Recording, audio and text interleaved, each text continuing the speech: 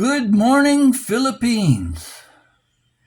I decided to bring this one inside because it's of a very personal nature and it's a very sensitive subject.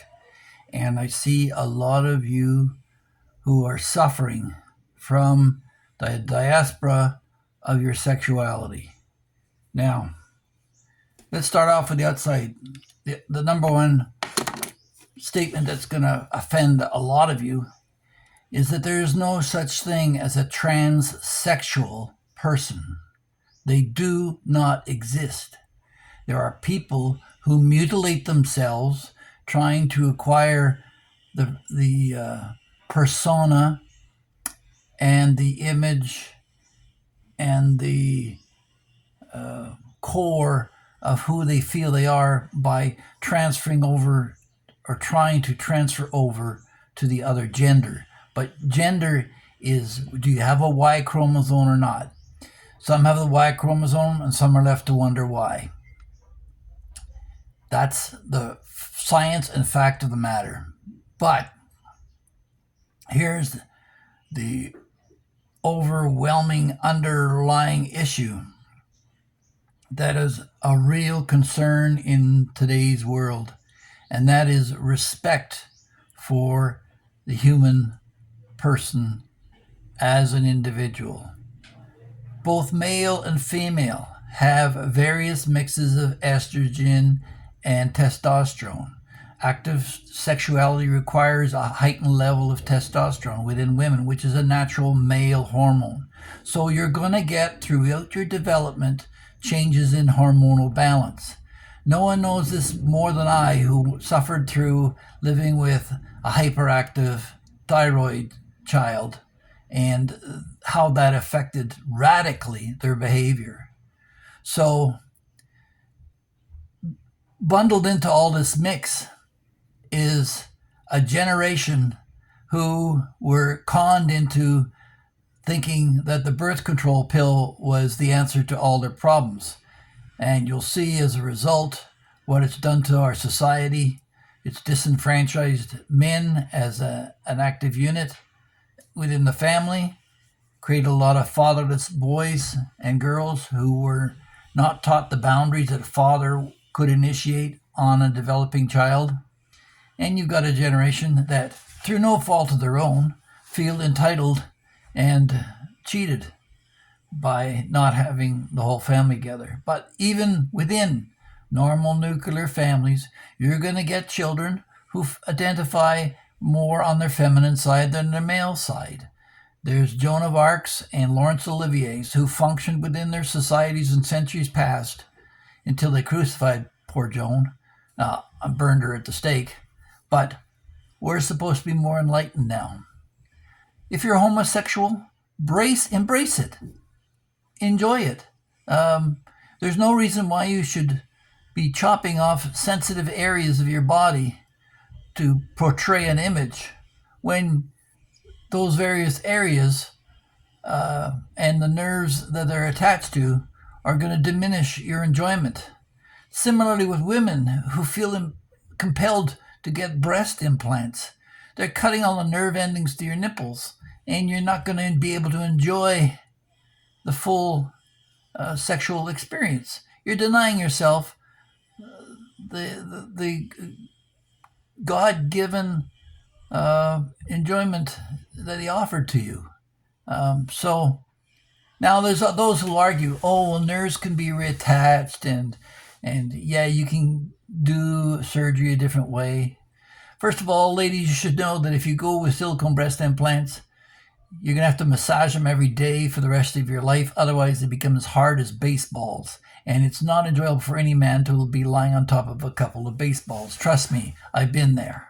So don't mutilate yourself.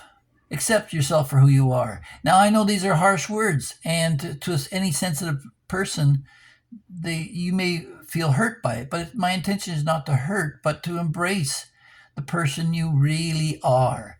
And it's not just gay or straight, the issue.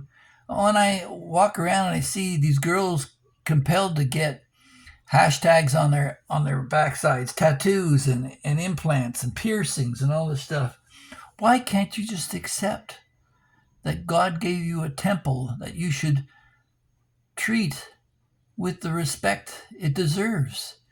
Graffiti and poisoning it at every turn and undercutting your chances of success within the social fabric, it's not helping your cause. I'm not saying anybody should be declaring themselves gay or straight. That's a private matter. And this society feels compelled to drag everybody out of the closet. But they forget the fact that people travel. You go to Saudi Arabia as a homosexual, see how long you last.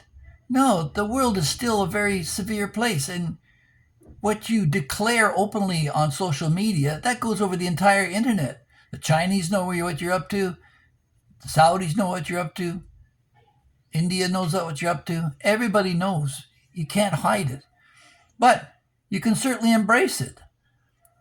Develop a relationship with somebody you care and trust about, either male or female. That's your decision and their decision. But also be aware that homosexuality is a minority within society. And hence, that's why you're experiencing this loneliness, because you are a minority, but you are a unique individual. And you should celebrate the fact that you are unique and not have to hide outside your sexuality, your uniqueness, and share your sexuality with the person you're most intimate with. Now, it's very difficult in today's society with all the prying eyes. And what do you do if you're one of the ones who's come forward or had the operation and now regret it? Well, certainly you can speak up about what's happened to you and protect young children from being assigned their sexuality by society. Let them grow and develop and discover their own purpose. But no, there's no such thing as a transsexual. And there are those who say that, yeah, but by declaring so, you're mentally unfit. No, I don't think that either. I think that you're desperately trying to find a path, a sincere way for you to be able to live your life, express yourself, and be who you truly are. And that's wonderful. But when I see people lined up on gay pride parades walking down the streets, if a straight person did that, wouldn't you feel intimidated? Wouldn't you feel that you're being recruited or being pushed a certain direction? No, when it comes to gender and gender identity, they say gender has nothing to do with your chromosomal stuff. No, you're assigned a gender at birth. And let that sit there. We used to call, back in my day, a guy who was gay or queer a confirmed bachelor. And there were a lot of guys out there who were like that. And society rolled with it. They found within their society guys of similar nature.